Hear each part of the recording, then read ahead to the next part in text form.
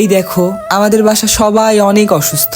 আমি, আমার বাবা, আমার আম্মু, আমার ভাবি সবাই অনেক অসুস্থ থাকার জন্য আমি আমার নিজের কাজগুলো সকালে ঘুম থেকে উঠে নিজেই করতেছিলাম। সর্বপ্রথম যেই কাজটি আমি করি সেটি হচ্ছে ইনসের ক্লিনজার দিয়ে ফেসটা ক্লিন করি। ক্লিনজারটা এতই ভালো যা আমার বলার বাইরে। এই ক্লিনজারের টেক্সচারটি হলো জেলি বেস।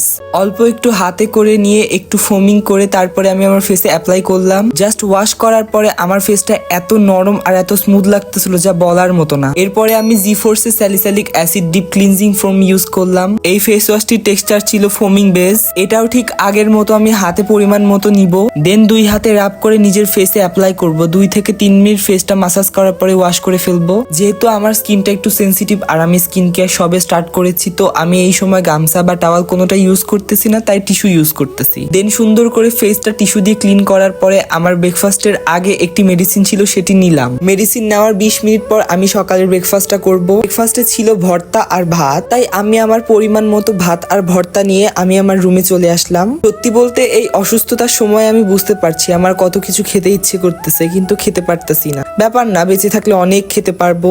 অনেক নিয়ম কানুনের মধ্যে আমাকে যেতে হচ্ছে। আমি এই পাশে খাবার খাচ্ছিলাম আর ওই পাশে থেকে নিউজ চলতেছিল আশেপাশে নাকি অনেক বৃষ্টি হচ্ছে, এটা সেটা। তো আজকের ভিডিওটা এই পর্যন্তই। দেখা হচ্ছে নেক্সট কোনো ভিডিওতে। ততক্ষণ আল্লাহ হাফেজ।